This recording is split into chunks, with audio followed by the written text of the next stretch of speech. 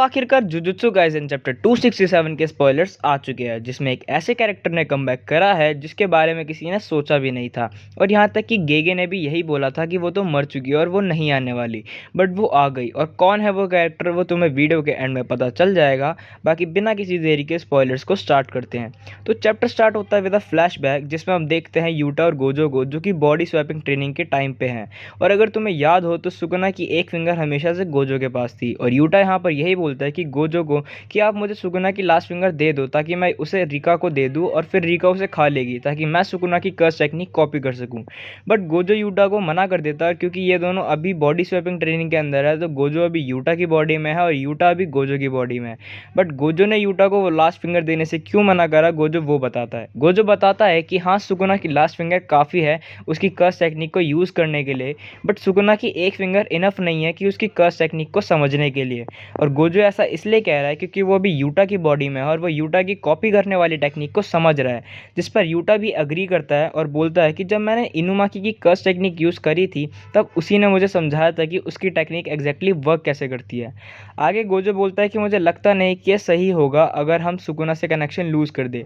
जिसको सुनने के बाद यूटा को कुछ समझ नहीं आता। तो गोजो समझाता है कि ये गैम्बल है, कि अगर रिका सुकुना की फिंगर खा ले तो ऐसा हो सकता है कि यूटा सुकुना की कर्स टेक्निक को समझ पाए, बट ऐसा भी हो सकता है कि रिका सुकुना की फिंगर खा ले बट यूटा उसकी कर्स टेक्निक को ना समझ पाए। और यूटा भी यही बोलता है कि अगर मुझे किसी की कर्स टेक्निक कॉपी करनी है तो मुझे उस बंदे का बॉडी पार्ट खिलाना पड़ता है रिका को, बट वो उसे इन्फिनाइट बार यूज़ नहीं कर सकता। और यूटा ये बोलता है कि अगर मुझे किसी बंदे की कर्स टेक्निक को ज़्यादा बार यूज़ करना है तो रिका को उस बंदे का ज़्यादा बॉडी पार्ट खाना पड़ेगा। और अगर कोई स्ट्रॉन्ग सॉर्सरर है जिसकी कर्स टेक्निक मुझे कॉपी करनी है तो रिका को उस बंदे का कोई फेटल बॉडी पार्ट खाना पड़ेगा। बट इसको बैलेंस करने के लिए यूटा बाइंडिंग वाव को यूज़ कर सकता है। फिर यूटा आगे ये भी बताता है कि अगर रिका ने किसी सॉर्सरर का कोई बॉडी पार्ट खाया तो यूटा उसकी कर्स टेक्निक को कॉपी कर पाएगा। बट अगर उस सॉर्सरर ने उस पार्ट को हील कर लिया रिवर्स कर्स टेक्निक को यूज़ करके, तो वो टेक्निक जो यूटा ने कॉपी करी थी वो उसे यूज़ नहीं कर पाएगा। आगे यूटा ये भी बताता है कि इनुमाकी और हाना का हाथ रिका ने खा लिया था ताकि यूटा उनकी कर्स टेक्निक को कॉपी कर सके। वैसे तो शोको उनका हाथ एक्सटर्नल रिवर्स कर्स टेक्निक को यूज़ करके हील कर सकती है, बट यूटा ने उसे मना कर दिया कि पहले मैं इनकी टेक्निक को यूज़ कर लूँ फिर तुम उन्हें हील कर देना। आगे नरेटर बताता है कि चार्ल्स की रिब्स के कुछ पार्ट नहीं है, मतलब रिका ने खा लिया है। और अगर किसी को चार्ल्स याद नहीं है तो ये एक कलिंग गेम्स प्लेयर है जो कि एक मांगा राइटर है, और यूटा ने इसकी कर्स टेक्निक को चैप्टर 250 में यूज़ करा था सुकुना के अगेंस्ट। और जो इसकी कर्स टेक्निक है वो है इसके पास एक बड़ा सा पेन आ जाएगा, और जिससे अगर ये किसी को टच करे तो ये इस बंदे का फ्यूचर 1 सेकंड के आगे देख सकता है, मतलब फ्यूचर में देख सकता है। और हकारी ने चार्ल्स को हरा दिया था, और हकारी ने ही चार्ल्स से उसकी रिब्स का कुछ पार्ट्स लिया था और बोला था कि मैं तुझे हील करा दूंगा बाद में। अब सीन शिफ्ट होता है और हम देखते हैं मेमे और यूटा को, जहाँ मेमे यूटा से पूछती है कि क्या यूजी को पता है उसके और सुकुना की रेजोनेंस के बारे में।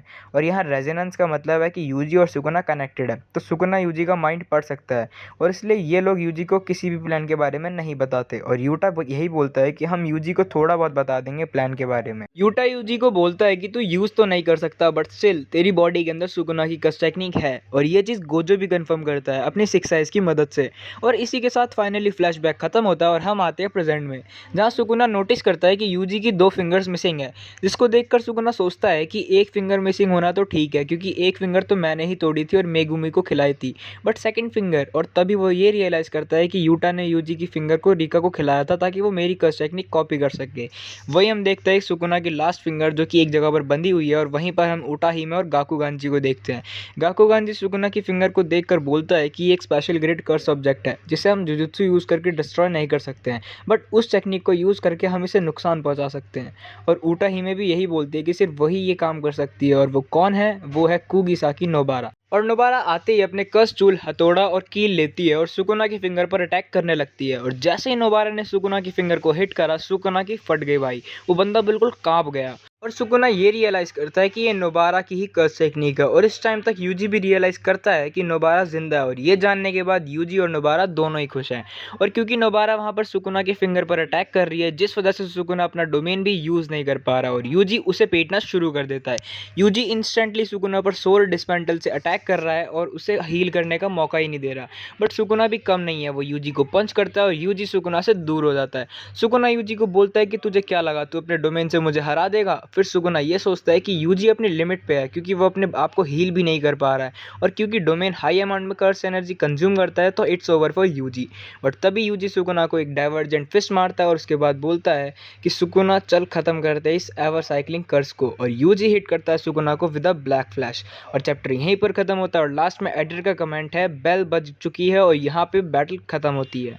और नेक्स्ट वीक नो ब्रेक मतलब नेक्स्ट चैप्टर आएगा 29 से अगस्त को। बाकी तुम्हें ये वीडियो कैसी लगी कमेंट्स पर ज़रूर बताना। मैं मिलता हूँ ऐसी और वीडियोस के साथ, तब तक के लिए सायोनारा।